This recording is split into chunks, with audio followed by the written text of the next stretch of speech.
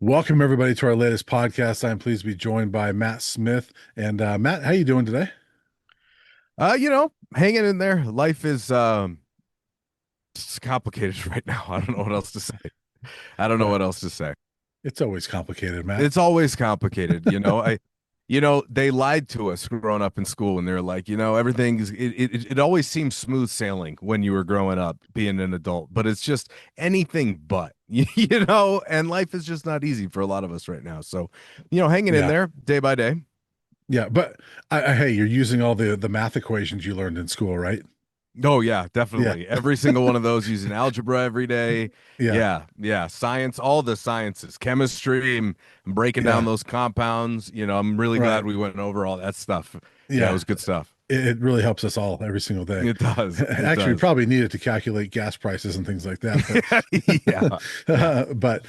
Yeah. we're not here to talk about all that. We're here No. to talk CU football, and the Buffs are now 3 weeks into spring football. Three of the five, I guess, nine practices through 15. That would be a better way to say it. But this week was heavy on defensive backs that we talked to this week, and so we're going to talk about that. Who did we talk to the first practice this week? It was all DBs. The second two, I'm forgetting who we talked to the first day. Phillips. Yeah, it was receivers. So it's Hmm. Phillips and then Quinell Farrakhan. Yep. But with Phillips, Coach Rashad, and Quinell. So Yep. yes, we talk about those. But we're going to talk about. We've talked a lot about receivers. We're going to talk about secondary and running backs. But let's start with what's been a topic on social media. Which if it's on social media, I guess it's a topic. But some of the former Buffs were starting to do interviews with their new teams and the media covering their new teams. And obviously a lot of attention was put on comments made by Jordan Seaton and London Merritt this week. Ryan Staub comments a couple weeks ago. General thoughts. I mean, of what those guys said this week, and just I guess we should, for those that didn't see it, basically, Jordan Seaton said it just means more here at LSU. Was the basic gist of it. London Merritt, I can't remember what was the gist of what he was saying. Basically, the same type of deal. Yeah, And they were I think all of those guys that had been interviewed were just echoing that they were happy with the choices that they made for themselves, right? I think, a lot of times some of that gets blown out of proportion, but I think you would also be a little ignorant not to acknowledge some of those consistencies through what they're saying, right? And I think that specifically as it relates to last year, it just really wasn't a good operation.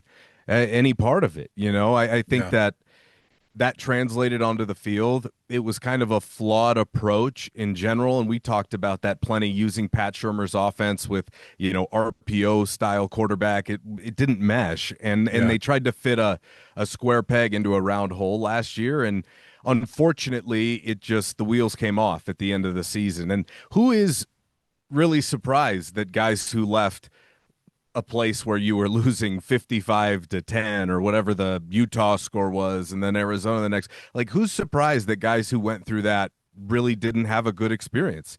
I'm not, right. So not a lot of those comments were surprising, but they should be illuminating to Colorado fans that it's like, well, it wasn't just, what was going on the field. Like, clearly there was a disconnect last year Yeah, between the coaching staff. Now, I think you could probably project more of what they had to say onto this year if it weren't a completely new team and a completely different coaching staff. So I really don't read too much into what they had to say as it relates to moving forward because everything's so different than it was just a couple of months ago. yeah, So for me, I understand where they're coming from, certainly. And I think there's a lot of validity to what a lot of those guys had to say. Now, also, we're talking about young men, kids here in large part, and they tend to be a little bit more emotional sometimes, and they tend to not think things through um, with as close of an ear as maybe an older player would, as maybe somebody who's a little bit more seasoned. And based upon what we've heard behind the scenes, not every exit was. Um, what's the word I'm looking for here? Not every amicable. exit. Yeah, that's a good way. That's a good way to Yeah, put it. So I think that we shouldn't really be surprised. Now, the one thing I'll say is, unfortunately, some of those guys like London Merritt and Jordan Seaton are two of the better players, obviously, on last year's team. So you Yeah, don't love when some of your better players say it, but I think that's why Coach Prime made the changes that he made this offseason, yeah, truthfully, is that it wasn't working, and it wasn't like they were the only ones who knew it, not like they didn't have a hand in some of the culpability because they were the yeah. ones out there playing. But at the very same time, I think that was a widely recognized notion that if we want to move forward here, we cannot do it the same way, and they're not going to. Yeah, yeah, I agree with you. My basic takeaways are that these are guys saying, yeah, it's better here, which is basically saying it wasn't as great as it could have been in Colorado. Well, guess what? We all know that it was three and Right. nine, right? Right. We know last year was kind of a mess. And and frankly, when Jordan Seaton's sitting there at LSU saying, "Well, it means more here," yeah, he's right. He's right. I mean, let's be honest here. Yeah. I mean, come on. I mean, a bad season at LSU, Colorado would take that in a heartbeat. We're Because, hoping for that this yeah, I year. mean, Yeah. they're hoping, Colorado's Yeah. hoping for what would be a bad season at LSU. LSU is going for national titles. Colorado is not. And there's Colorado fans will be mad that I say that, but they're not. I That's mean, just reality. Colorado's playing for a bowl game. LSU's playing for a national championship. So, goal wise, at least, I don't know if LSU will actually be in the hunt or Clearly. not, but you know what I mean. Yeah. So yeah. And the other thing too is that, as you mentioned, look, they're all happy where they are. They should be. They made the choice. That's where they are. What do you expect them to say being in the new place? I mean, they're happy where they are. They've got a new perspective, and they're enjoying where they are. And guess what? Maybe it hasn't been, I guess, as harsh, but all the new players here are saying the same thing. They love it here at Colorado, and Hmm. they're talking about how much better it is here. And I know in a lot of cases it's, well, of course, Colorado is better than coming up from the FCS or New Mexico State or whatever like that. You expect that, but they're all saying the same type of things here. I will say a little side note with that, Matt, is what I found interesting in talking to all these new guys, and we've asked a lot of them about where they were before, and even coaches. I don't remember a single time when one of these players has mentioned the name of the school they were before. No. They've always said where I was last year or my previous place. They've never really said, like Cree Thomas the other day, never mentioned Notre Dame. Hmm. You know, and I think that's interesting. I think that speaks to, that's probably a message that's come from the top saying, "Hey, you're here now." And I do know that wasn't there was a well-off video I think in January where there was a team meeting and Coach Prime talked to them about, "Hey, you don't wear your stuff from your previous Yep. school." And Yep. so I think that's a message coming from the top, and these guys are clearly here as Buffs now. But it's just an observation I've had. I found it interesting that, Yeah. and I could be wrong, but I do not remember any one time that any of these new guys has mentioned where they were before, the specific name of where they were before. Even Sure. Coach Marv, when we talked to him, would talk about at my previous stop, at my previous institution. He didn't say Virginia Tech, So I just found it kind of interesting. Okay.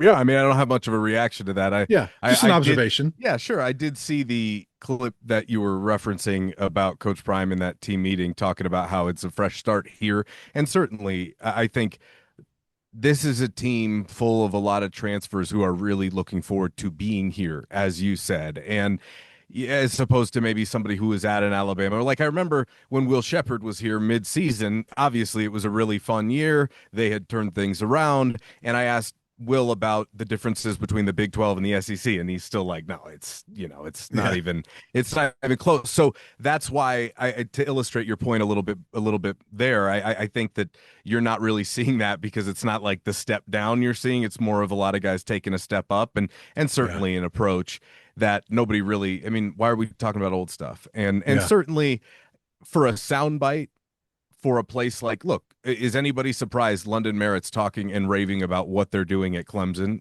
Really? Are you? Dabo right, Sweeney's had that team competitive for how long? Even if right. they aren't what they maybe were, 5 years ago. Like, who's surprised at that? That's not Right. a surprise. It was never an argument that Colorado was on their level. Anybody Right. who really believed that didn't really understand the landscape of college football. Now, I know it was pitched early on in this process like Colorado can compete at that level. They can compete for conference titles in college football playoff. Unfortunately, that's just, as you mentioned, not the way it is anymore. So, yeah, it doesn't come as a surprise. I wish all of them well. It doesn't make me think differently of any of them, if I'm being Right. quite honest with you. Right. So that's kind of all I have to say about the topic. I think we should move on. Yeah. And my last thing would be, look, I still think Jordan Seaton's a great young man. Yeah, I really enjoyed talking to him me and too. wish him the best. And I thought that was a good move for him. Yeah. You know, he's going to be a first round talent no matter where he is, but now he's got to get a chance to go play on a big stage. That's what all these kids want. London Merritt, I was actually more disappointed to lose him because he was a guy that you thought, man, for 2, 3 years, he could be a dominant guy in this defense. So I like all those kids. Ryan Staub, uh, Yeah, great we're young rooting man, for Ryan. Yeah. great young man. Yeah. And he's clearly happy where he is. I'm glad Ryan's happy. Ryan was happy here. Yeah. Ryan's happy in Tennessee. So I'm glad for those kids. So yeah, so let's move on. Let's talk about the current Buffs. On And that, real quick, yeah, I like that you brought up that point because we spoke to Preston Ashley this week. We're going to talk about the secondary yeah, and one thing, and obviously he's an incoming freshman that should still be in high school, right? Like we're talking about yeah. one of these types of players, and he was referencing, I think it was, I can't remember. Somebody asked him about the other freshman that he's joining, back there, and he's like, "Oh, I can't wait to play together for 2, 3 years, 4 years." And I was like, "Oh I think he well, said three, we'll 4 years. Yeah, yeah." And I was like, "Well, we'll see." It's like I yeah, hope so too, but that's not really the way it works anymore. So you never know. yeah. No, the second he said that in my mind, I Yeah, thought, about 5 years ago, I wouldn't have even blinked at that comment. But yeah, today it's like, yeah, well, good luck. yeah. And he might be here 3, 4 years, but we'll see Right. who his teammates are. Maybe, So, maybe. yeah, we'll see. I mean, obviously, and you and I were texting about this week. When there was a big basketball transfer out of Colorado, Isaiah Johnson. That's just the nature of Colorado right now. It's just unfortunate, but the hard thing is, these guys you can develop them, and once they start starring, good luck keeping them. Yeah, And unfortunately. Yeah. that's what's happened with basketball, and it's what's happened a little bit with football. I mean, London Merritt's a good example of that. Alex McPherson, these are guys that as true freshmen showed some spark, and now they're in, frankly, better programs, Yeah. um, more successful programs. Let's put it that way. I think better was just fine. Yeah. Yeah. No one's So, arguing against that. well, people will just No make, yeah, one no one who yeah. knows football is arguing against Yeah. that. So they were poached by some blue bloods, right? So Yeah. yeah. So it'll be interesting to see how this group develops. But because you mentioned Preston Ashley, let's start there because he's playing nickel right now. He and Boo Carter. Boo Carter we didn't talk to him this week, but boy, he was talked about a lot, wasn't he? Yeah, certainly. And I would say that's partially because the media is asking about him a lot, right? I mean, he's probably the Yeah. most intriguing of that transfer class, probably as far as defensively goes. Yeah, I but think what Mathis said about him was kind of eye-opening, I thought. definitely, but let's make no mistake as to why he's been the topic of conversation. That's It's true. Yeah, because of yeah. the hype that he's come in with, right? Yeah. And I'm not saying that's a bad thing, but that's definitely why, everybody's hoping that a player who comes in with talent like that can hit because they really need him to Yeah. almost immediately. So we'll see how it goes. It's very encouraging early returns. I believe it was us. I think we talked about it. Maybe we talked about it privately, but you never know what happens at a previous destination. And certainly, I believe it was you who mentioned like a month ago or maybe a couple months ago that you did a interview with the Tennessee radio people and they were like, Yeah. well, we'll see on that one or something like They that. were But basically like, I mean, the basic tone was, yeah, good luck with that. right, Like right, he's right. Colorado's problem now. And I've heard other sides of that where he wasn't put in a great position and there wasn't a lot of trust built, and so you never really know what happens. I Mhm. don't love to judge somebody's reason like that for transferring, and everybody's entitled to transfer if they want to. That's the Hmm. nature. So I'll never blame anybody for doing that, really. I mean, Yeah. that's your call. No matter what. Like you just brought up Isaiah Johnson. Does it suck? Colorado basketball is not going to have him for the next couple of seasons. Absolutely. But how Hmm. could you knock him going to get more money? I know that they certainly tried to keep him around, but he's going to get more money with a better opportunity to win. That's what elite players want to do, and you He cannot knock them for that. he's going someplace where he's almost guaranteed to be. We don't know where he's going yet, but he's a talented enough kid. He's probably going to play in the NCAA tournament next year and make a lot of money. He I'd be wouldn't do he surprised if wouldn't he do either one of those things at Colorado. No, and I'd be surprised if he wasn't, wouldn't you? Like Yeah. a player like that could pick where he wants to go, Right. basically. I Right. would imagine. So anyway, Yeah. back to football here. Yes, Preston Ashley playing the nickel. It's hard to know what it looks like out on the field because there is so much new right now. And yeah, Boo Yeah. Carter was a topic of conversation, but I don't think anything's set in stone. I wouldn't look at Boo Carter and go, yeah, he's instantly going to play a lot of snaps. I think if he hits, they will certainly play him a lot of snaps, and the returns have been good early for Yeah. sure. Yeah, for sure. And just for people that didn't hear it, what Coach Kevin Mathis said this week, he's now the Nichols coach for this team, as he said, he might be the most talented player I've coached outside of Travis Hunter, which is Yep, saying a lot. no question. You put. He's not saying he's as good as Travis, but when you're mentioned in the same sentence as Travis in a positive light, that's a good thing. So, and we know the talent. I mean, what was he, a 4-star coming out of high school? He played quite a bit as a true freshman at Tennessee. It just didn't work out there, and sometimes it just doesn't work out for people at a spot, and they need that change of scenery. Coach Mathis also talked about he feels like they've got the staff in place to handle those types of situations and to give him a better opportunity to succeed. So we'll see if that works out, because if it does, I think they got a steal. Yeah, probably. I would agree with that. And at least on my end, there was a little bit of a spotty connection there. So if people, people experience that, Brian and I had that last time. So we're trying to figure it out. So bear with us there. But yes, I'm with you that this is a player that could potentially be featured heavily defensively because there's Mhm. not a lot of those guys, especially in the secondary, that we can even pencil in right now. We have to see how it unfolds because Yeah. I think we're seeing some early returns from guys like a Cree Thomas. Great to talk to Cree Thomas. Thought he was a really well spoken, and just another example of one of these Mhm. high character young men Coach Prime continues to bring into the program. We spoke about that in our last episode. That's probably what they're strongest at right now is bringing in really good kids and the program. And so I'm looking forward to seeing it. But the other part of this is that it is a new defense, Mhm. right? We kind of got our first notion of that from Coach Mathis the other day. That sounds like they're probably going to play less man, is what I took out of that. Yesterday, he said we're trying to do some different things. I don't think they can afford to play as much press man as they have in the past. Like even Coach Prime has to be able to see just the difference between not even, I understand DJ McKinney might not have had a strong year, but he could at least play press man. There's not a lot of guys who can really do that at a high level, and I don't believe they have a ton of them on the roster right now. So they're going to have to play more zone. They're going to have to lean into more of those concepts, and we'll see how it develops. Yeah. Right? Like that's a side of the football that's got to support whatever they're doing in the pass rush. And so I think this defense, a lot of it is going to be about keeping everything in front of them and really trying not to get beat over the top because that could be that's obviously an issue always, but I think you're going to Yeah. see a lot more of that this year where you're really trying to keep everything in front of you and trying to manage down and distance a little bit better. Yeah. I agree with you. I would guess it's almost like um, to use basketball again, Tad Boyle in the zone, right?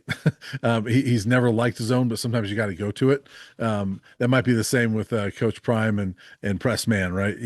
That's what he loves, but maybe you got to go to some of those other things and play to your guys' strengths. And I think this is an intriguing cornerback group. There's just not a lot of power four experience, but I think it's an intriguing group. I think there's a lot of talent. I'm just curious to see it come together, Matt. Yeah, and we have no idea how that's going to happen. Interesting Yeah. new dynamic in that cornerback room as well with Coach Mathis now I guess, taking a back seat to Coach Fletcher, who they kind of grew up under the same tutelage, right? They played in the Yeah. same place, isn't that right? But just Fletcher came a little bit later.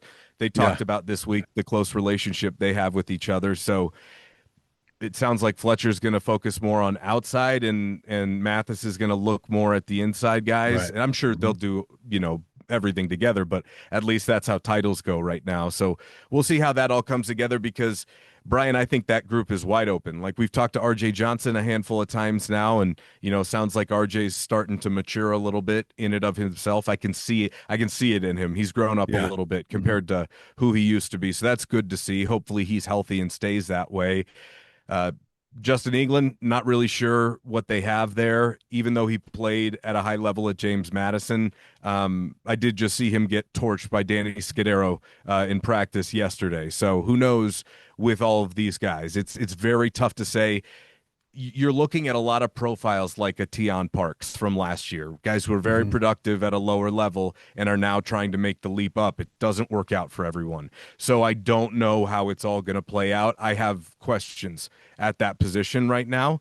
Now, the one thing is I think the Big 12 quarterback wise got much worse this offseason. So that might not be as big of an issue as maybe as it would have been in the past. I just think that, it's probably not as talented a group of guys as it was last year overall that you're going to have to deal with.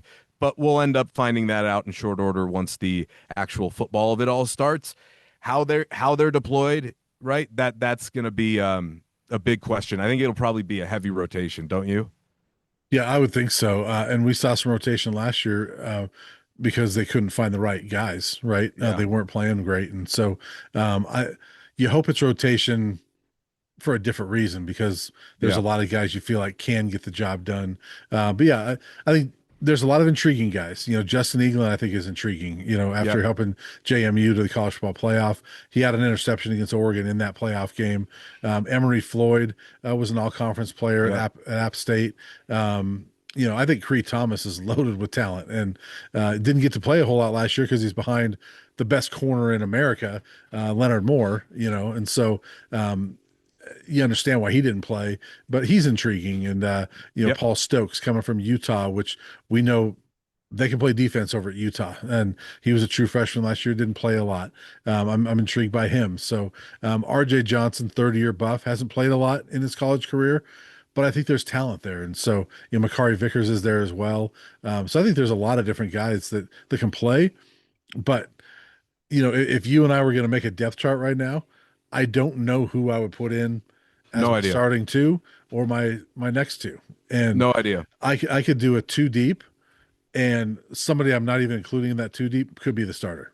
Yep. Yep. The who I would think is fifth or sixth might be the starter. So I think they're that close. Just at least on paper, and then the little bit we've seen, in well off videos. So I think that's certainly a competition that I would guess is going to go through fall camp. No question. Based upon who they've given us, you'd say Yeah, maybe RJ Johnson and Cree Thomas right now, and then yeah, go from there. But, that's only based upon who they've given us. And typically, Coach Prime will only send guys to the podium if he feels like they're either leaders or they're playing well in practice consistently. So yeah, that would be the one thing that I would say in that regard. And Preston Ashley being there so early when, a guy like Randon Fontenette, right? Like everybody's raving about him. We haven't talked to him, right? Like there's a bunch of other Mhm. candidates that could have been sent up there. And I think that's a pretty good sign for Ashley. yeah. And obviously, really good young man. And it's funny.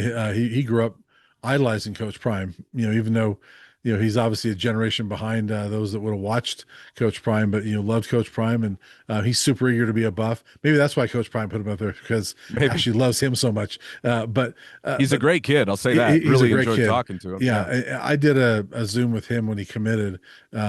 And chatted with him one on one. He was great. I mean, just really well spoken, really great young man. And so, I'm rooting for him just because he's a good guy, and I think he's going to be fun to watch. And Adam and I were talking about this earlier this week. He's one of these guys that is just super nice and personable, and then you get on the field and it's like, ooh, there's a bulldog to him. Hmm. He doesn't show that when you're talking to him, then he'll show it on the field, and I like those guys.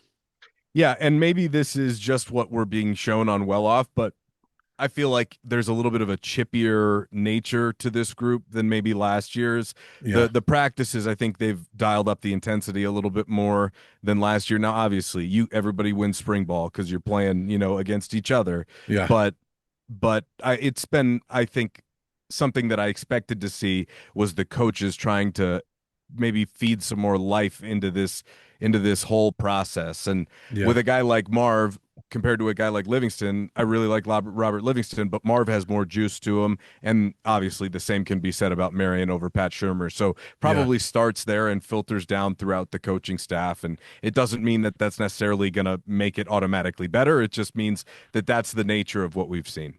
Yeah, and I think that speaks to what we've talked about before is you got college coordinators now as opposed to, pro coaches where as a pro coach you don't need to bring the juice as much as you do in college. And Right. so they're used to you kind of need to bring that juice to reach some of those college kids. That's Uh, well said. Yeah. Pros if you have to do that, you got a problem on your Big hands. time. Big time. And so Yep.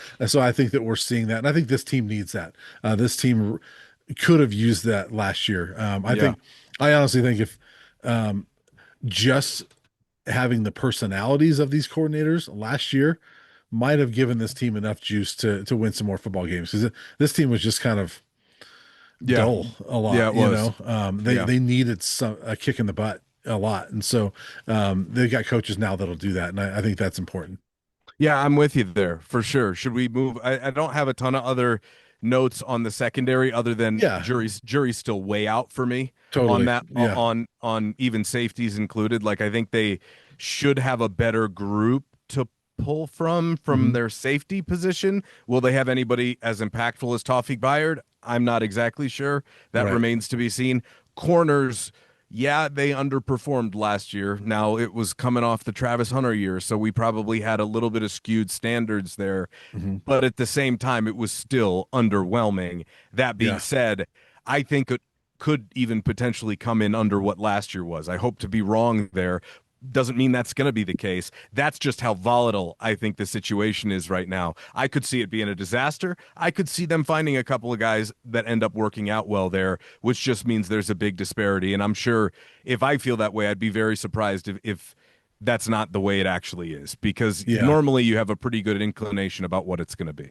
I also think last year DJ came in with a little bit of hype as well, Yep. and had a rough start to the season. I Yeah. actually thought he was starting to play well. He didn't play as poorly as fans online like to say he Right. did. That's for sure. I think he had a not very good first few games. He had a pick in the first game, but Yeah. I think overall he didn't play a very good first 3, 4 games.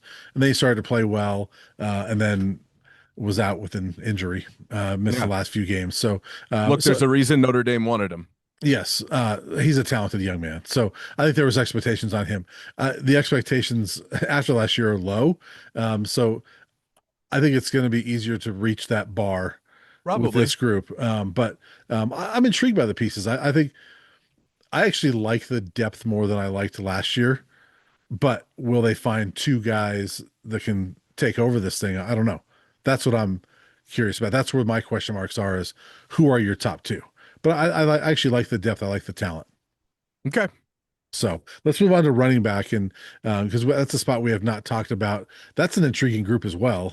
Yeah, And another group that I look at and say, there's probably two starters, right? The way that definitely. formation, that base formation for Brendan Marion, I look at it, and who are the two starters? I don't know. I think I would pencil in Richard Young right now, and then that second one, I'm not really sure. I think there's a lot of guys vying for that.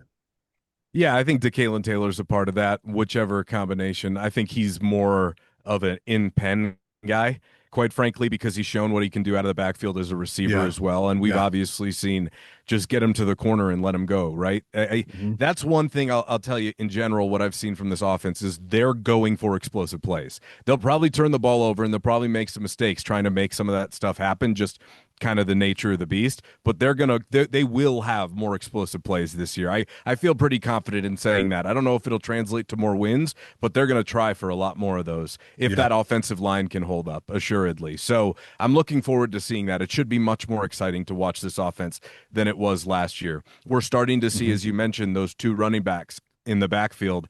That depending upon the play of the offensive line, I feel like goes well or goes poorly because there's been many times last year where there's barely been, in the last couple of years where there's not been much time at all in the Mhm. backfield.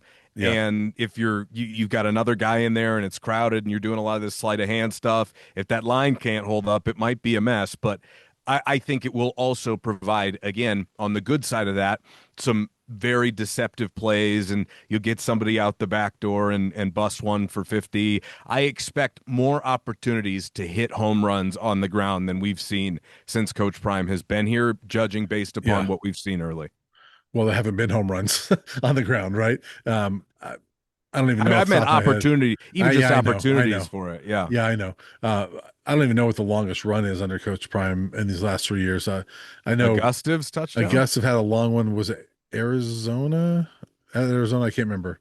It was In here. I 24. think it was here. Was it Cincinnati? Maybe it was Cincinnati. I'm not sure, but and I think Dallin Hayden had one last year, but I think about 30 is about as long as they've had on a Might have been run. Oklahoma State. Sorry. Maybe. Yeah, I can't Yeah. remember. But Yeah. anyway, one thing I've liked in watching some of these videos is they're going to get rid of the ball quickly a lot too.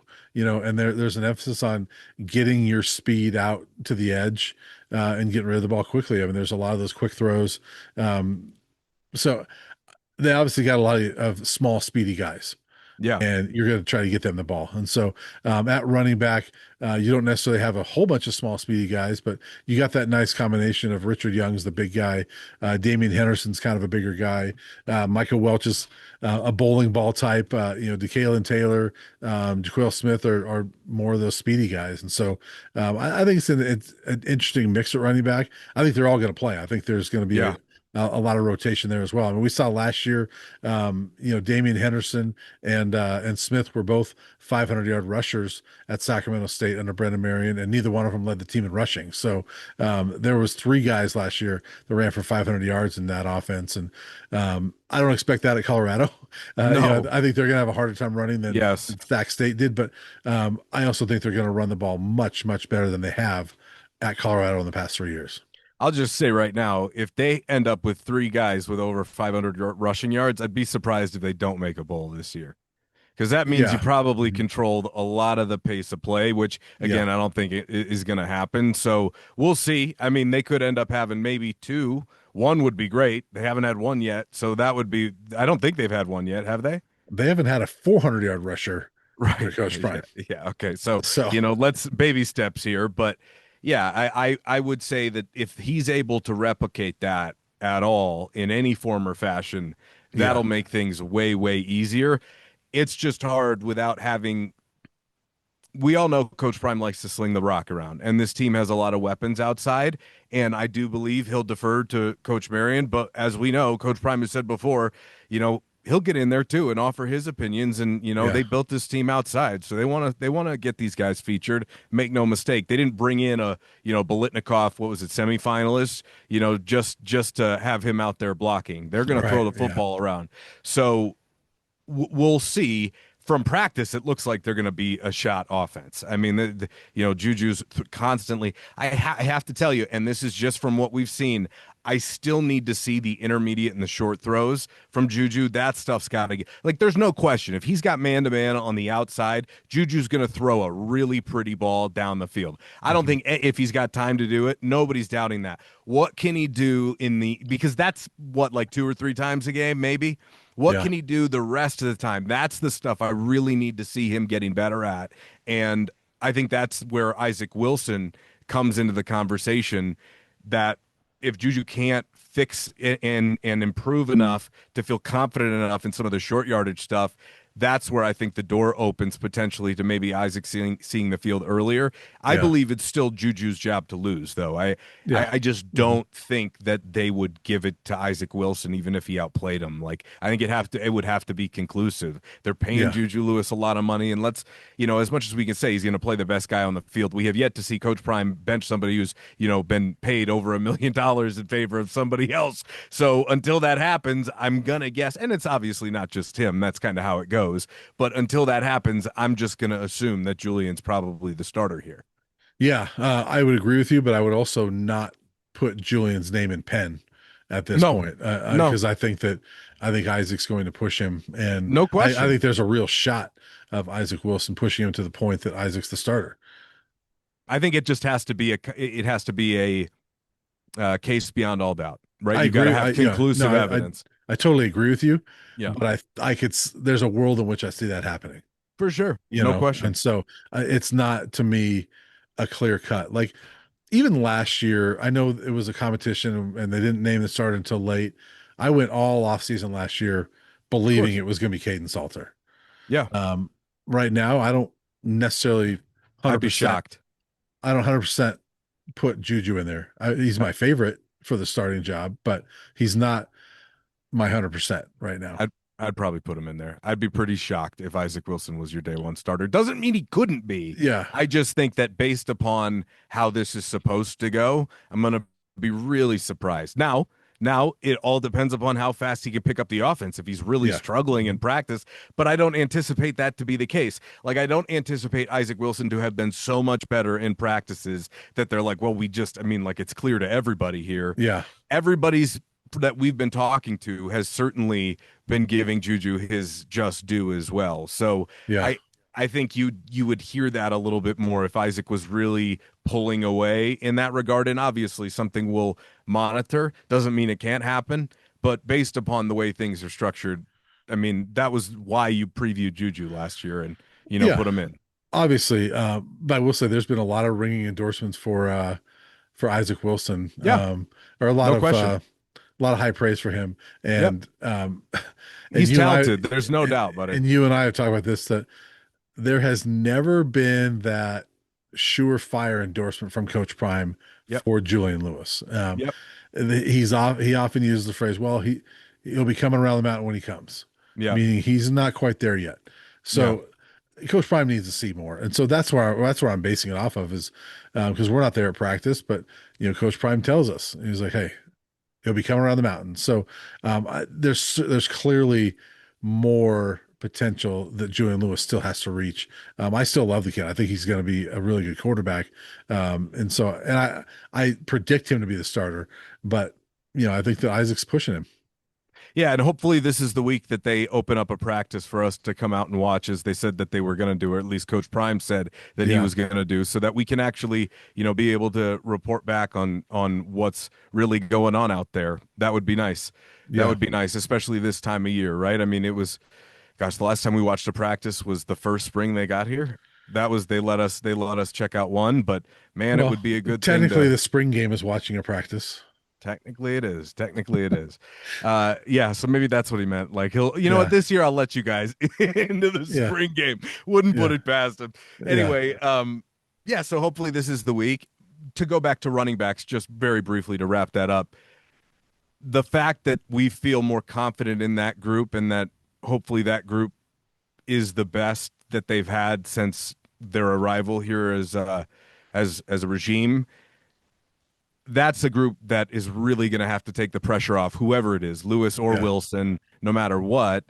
because otherwise I think we could see a lot of the same if they just can't run the football.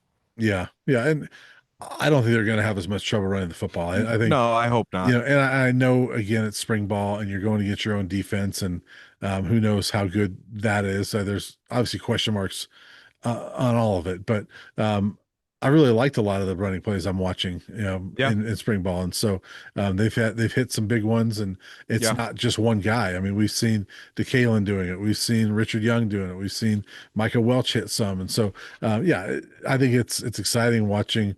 It's actually fun watching a Colorado player run the ball. Have success doing it, and we've seen it in practice before, but it's nice to see it, and hopefully we see it in the game. Yeah. The other thing, have we seen them practice outside one time this spring? They did. I think on Monday was their one time, their first time they got on the field. I don't get that one. I Yeah, just I don't really understand that one. Like I know it's a beautiful indoor practice facility. It's been like 80 degrees all winter long yeah, here. It's I know that you can't practice on the grass fields, but as I understand it, that's why they put the turf in the stadium. So maybe they're yeah, saving that, but I just feel like you want to replicate real game situations as much as you can and kind of get these guys a little bit used to being out there in the yeah, element. It's not like it's been cold. yeah, So I don't really understand that one either. Well, I mean, personal preference, I would just rather be outside, Right. you know. But I'm with you. We yeah, live in a I think beautiful place. I do think of the 9 practices, I think 8 have been inside, and then there was the one that was outside. Yeah, like I get So not practicing on the grass fields. I will say that. It's been, I mean, the worst winter, so I'm sure yeah, keeping those in decent shape. It does look like they're okay down on the lower fields, I will say though. I don't know how it yeah, is outside the IPF, but I don't see why they're not doing that more. yeah. That's a head scratcher to me. I know that we got a big coaching staff from the South who doesn't like the cold. I get that, but it has not It been has not been cold. cold. It was Get record outside. highs. It's been Yeah. record highs. I Yeah. was driving around. I think it was coming home from Boulder one day this week, and my It was my car 90. my car said it was 93. Yeah. I mean, You what are we know, doing? I which don't get that. Yeah. yeah, it's been, and then we'll have that random day where it's it'll be 85, and the next day it's 52. Hmm. And then the next day it's 83. So, but yeah, Maybe the fields are just not good enough, and so maybe that's the excuse. I don't know. Again, but it's not like this has just been this year. This has yeah, been a theme since they've been here. yeah. Coach I don't Prime get likes it. practicing inside. He likes the Yeah. indoor, Yeah. but yeah, that's just his preference, I Games guess. are, games So aren't played in there. That's it. no, And God willing, they're not going to play in another dome. Well, actually, I'd take well, the Alamo Bowl for this team this year. I will say this, Matt, is that Franklin Field, which is the outdoor field Yeah. right by the Champion Center, Yeah. is natural grass. Folsom Field is now the turf, which I is what know. they got inside, and so it does replicate more what their playing surface is going to be on game day. And Maybe that's it. last year they out of 12 games they played one on actual grass. So Maybe that's it. Let's just put apartments up there in that field yeah, upstairs and just get it over with. I haven't looked this year how many of their games will be There's a actually on revenue grass, but generator right there. The Buff there you go. Apartments. Yeah, your Right, balcony right out onto Folsom Field. It'll right, be all a part of all that money Lobo's yeah, bringing in. yeah. The prime apartments. That's what the NIL homes, every Right, one of those. Sell right, one of those and pay for a 5 star. right. Yeah, yeah. Anyway, Your rent will help us get a 4-star that's running back. that's right. We got to get creative here. Yeah, Got to get creative. Anyway, yeah, well, yeah. I'm looking forward to this week. I'm thinking this is going to be Trench's week because we haven't spoken to the O line or the D line, which um, I don't want to read too much into that he hasn't sent those out there. So let's just see how it goes. yeah. We'll see how it goes. And Matt, we'll be back next week. We'll chat with you a week from now. We'll see how week 4 went. Sounds good, buddy. Thanks.